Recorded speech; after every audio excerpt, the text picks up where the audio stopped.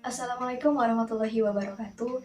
Perkenalkan, nama saya Aulia Farah Akbari dari kelas 12 MIPA 1. Di video ini saya akan membahas materi Budaya Melayu Riau atau biasa kita kenal BMR atau juga Mulok.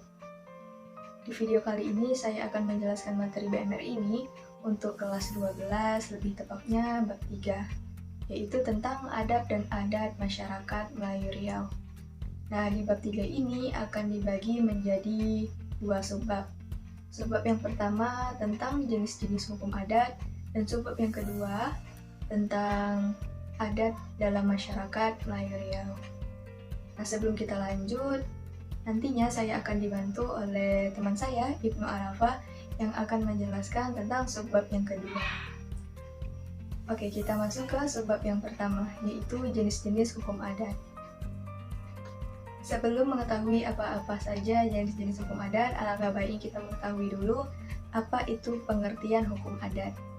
Jadi, hukum adat adalah hukum atau peraturan tidak tertulis yang tumbuh dan berkembang di dalam masyarakat yang hanya ditaati oleh masyarakat yang bersangkutan. Di dalam hukum adat juga dikenal masyarakat hukum adat, yaitu sekumpulan orang yang diikat oleh tatanan hukum atau peraturan adat sebagai warga bersama dalam satu persekutuan hukum yang tumbuh karena dasar keturunan ataupun kesamaan tempat tinggal. Nah, kita semua juga tahu kalau hukum atau peraturan itu dibuat untuk kita patuhi. Kita ketahui juga kalau hukum itu jika dilanggar akan ada sanksinya. Nah, begitu pula hukum adat masyarakat Melayu Riau akan diberikan sanksi juga jika dilanggar. Nah, sekarang kita bahas apa sih tujuan sanksi hukum adat. Jadi, tujuan pemberian sanksi adat harus mengikuti filosofi penyelesaian sengketa secara adat. Sanksi yang ditetapkan haruslah mendukung tujuan penyelesaian sengketa atau kasus secara adat.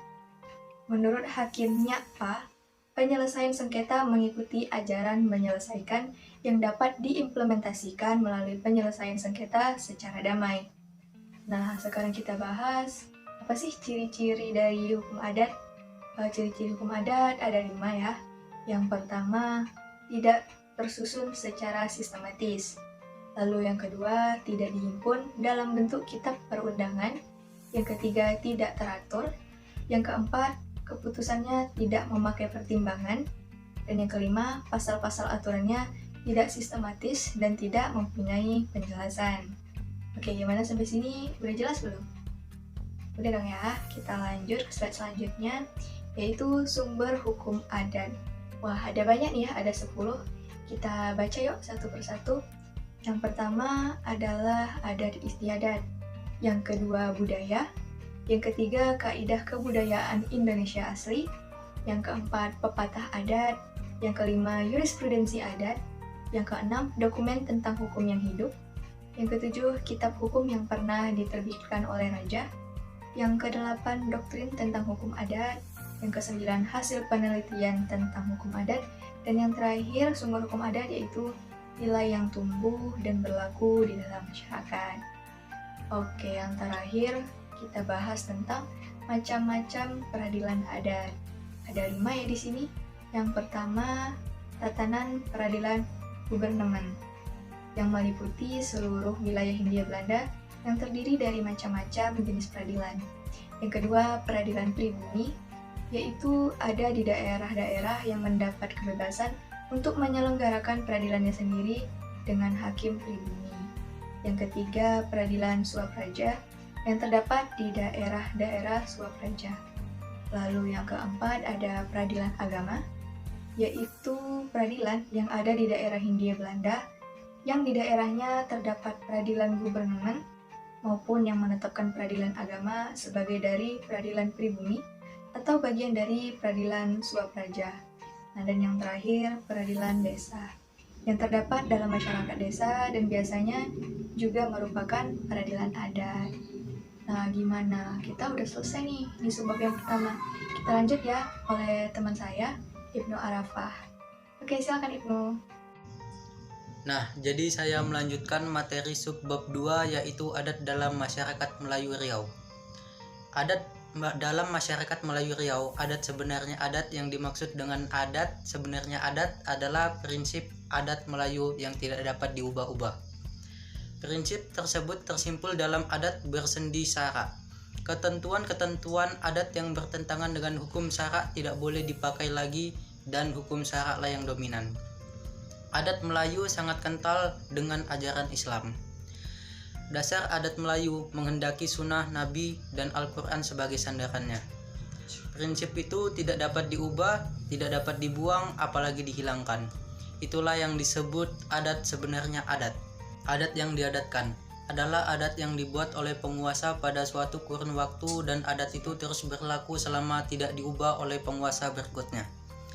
Adat ini dapat berubah sesuai situasi dan perkembangan zaman, sehingga dapat disamakan dengan peraturan pelaksanaan dari suatu ketentuan adat. Dalam sejarah adat istiadat Melayu, adat yang diadatkan mengalami perubahan variasi. Hampir dapat dipastikan bahwa adat ini merupakan adat yang paling banyak ragamnya. Sesuai dengan wilayah tumbuh dan berkembangnya adat yang diadatkan, yang terdapat di berbagai daerah di Riau. Adat yang teradat. Adat ini merupakan konsensus bersama yang dirasakan baik sebagai pedoman dalam menentukan sikap dan tindakan dalam menghadapi setiap peristiwa dan masalah-masalah yang dihadapi oleh masyarakat. Konsensus itu dijadikan pegangan bersama, sehingga merupakan kebiasaan turun-temurun.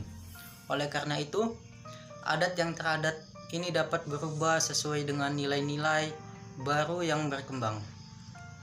Tingkat adat nilai-nilai baru yang berkembang ini kemudian disebut sebagai tradisi. Adat istiadat dalam pergaulan orang Melayu Riau. Dalam masyarakat Melayu Riau, sikap dan tingkah laku yang baik telah diajarkan sejak buayan hingga dewasa. Sikap itu diajarkan secara lisan dan dikembangkan melalui tulisan-tulisan. Sopan santun dalam pergaulan masyarakat menyangkut beberapa hal, yaitu tingkah laku, tutur bahasa, kesopanan berpakaian, serta sikap menghadapi orang tua, orang sebaya, orang yang lebih muda, para pembesar, dan sebagainya. Tingkah laku yang terpuji adalah yang bersifat sederhana. Pola hidup sederhana yang dicanangkan oleh pemerintah Republik Indonesia sejalan dengan sifat ideal orang Melayu. Adat sebenarnya adat yang dimaksud dengan adat sebenarnya adat adalah prinsip adat Melayu yang tidak dapat diubah-ubah. Prinsip tersebut tersimpul dalam adat bersendi syarak. Ketentuan-ketentuan adat yang bertentangan dengan hukum syarak tidak boleh dipakai lagi dan hukum syaraklah yang dominan. Adat Melayu sangat kental dengan ajaran Islam. Dasar adat Melayu menghendaki sunnah Nabi dan Al-Quran sebagai sandarannya. Prinsip itu tidak dapat diubah, tidak dapat dibuang, apalagi dihilangkan. Itulah yang disebut adat sebenar adat. Adat sebenar adat berikut merupakan prinsip adat Melayu Riau. 1. Tutur kata. Dalam bertutur dan berkata banyak dijumpai nasihat, karena kata sangat berpengaruh pada keselarasan dan pergaulan. 2. Sopan santun berpakaian. Dalam masyarakat Melayu, kesempurnaan berpakaian menjadi ukuran bagi tinggi rendahnya budaya seseorang. Makin tinggi budayanya akan semakin sempurna pakaiannya. Yang ketiga, adab dalam pergaulan. Dalam pergaulan kita harus memposisikan dan menyesuaikan diri untuk bergaul. Demikian materi yang bisa kami berikan untuk hari ini. Semoga bermanfaat. Wassalamualaikum warahmatullahi wabarakatuh.